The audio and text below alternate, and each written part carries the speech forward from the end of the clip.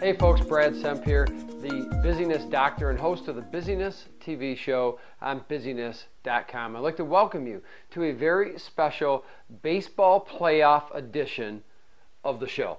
Now, in today's show, I'm going to cover outfield alignment. I'm also going to talk about your key statistic and then wrap up with a segment on the blimp. So we were watching the baseball game, the Tigers versus the Rangers in the American League Championship Series here in 2011. And my son was watching TV and he saw Jim Leyland, the manager of the Tigers, moving people around, right? But he didn't know what he was doing, so he said, "Dad, what's Leyland doing?"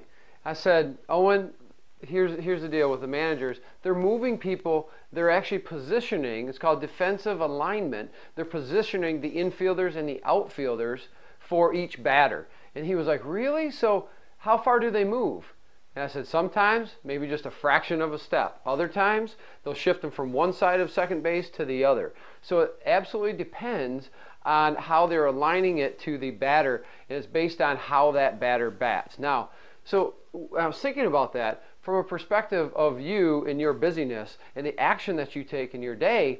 You must also align your action. A little bit different than positioning yourself on a baseball field, but same concept. And that is that you have to make sure that your actions are in alignment with your intentions. That's the absolute key to getting out of and staying out of busyness. Because if you're not in alignment with your intentions, then you are performing action that is meaningless. And therefore, you're thrusting yourself into busyness. So take that lesson from the baseball field, from the American League Championship Series, and align yourself with your intentions. So what's your key statistic? You're probably asking, what do you mean, my key statistic? Let's take a lesson from Major League Baseball. The Detroit Tigers and Texas Rangers, their playoff game, I was watching them on my phone on Gamecast, where you'll see each pitch pop up, and then you'll see, indication if somebody walked or it was hit by a pitch or got a base hit and where they are in the base pass. So it's not live, it's a computer animation. Now, what I found interesting is you see the screenshot here, it actually tracks the percentage likelihood of each team winning. So you see right now that Texas at this particular time had a 56% likelihood of winning the ball game. Now, how do they come to that? Well, they have developed over tens of thousands of ball games. The statisticians have developed an algorithm to predict based on every pitch, whether it's a ball, a strike, somebody, a runner getting on base. What happens is they're able to predict the likelihood of the winner. Now, how does that apply to you in your day? Well, it's vitally important that you know how much busyness you are involved in your day. Most of us just go through our day. We just take action, whatever's thrown on our plate, maybe whatever is on our to-do list, the dreaded to-do list, right? And we want to stay away from that. We want to know concretely what is busyness, what is not, what's in alignment with our intentions, what's meaningful, and what's meaningless. Because ultimately, that's what's important, is to making sure we're engaged in meaningful action that is bringing us closer and closer to our dreams, our goals, and our objectives, or what we call your intentions. Now, how do you do that? Well, I'd like you to figure out what percentage of busyness is in your day. How do you do that? Well, you simply start by completing a personal action study. Now, this is to record every action in 15-minute increments, our action units, we call those, in 15-minute increments for 48 hours, a minimum of 48 hours. If you can do it longer, that's great. But you want to make sure that you focus on, say, a weekday to start, your normal business work day. Now, once you do that, the next step is to identify your intentions. Your intentions align with each of your key areas of your life, and it's what you set out to achieve. Now, once you have that, then you go back and look at every one of those actions on your personal action study and write down one or more of the intentions that it aligns with. Now, you're going to find some of your actions do not align with any of those intentions. And when that happens, that is busyness.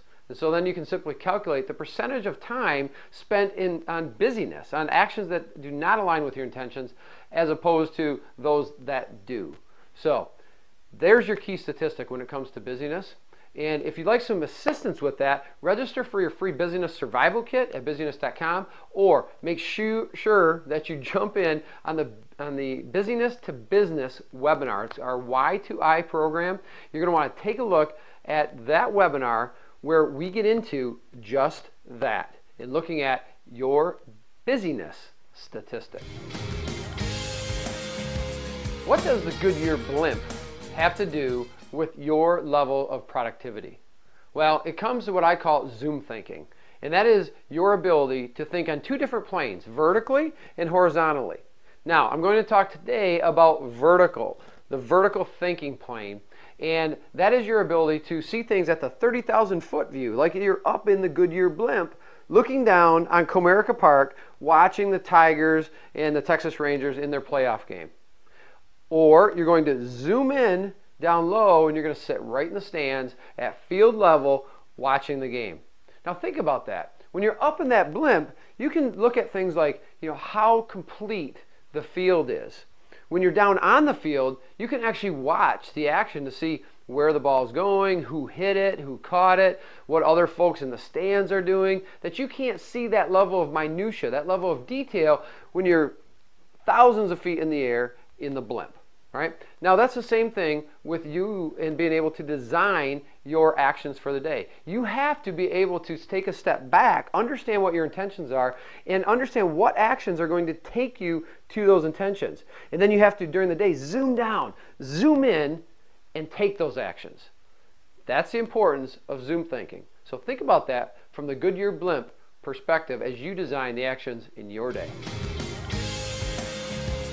Hey folks, thanks for watching the special baseball playoff edition of the Busyness TV show.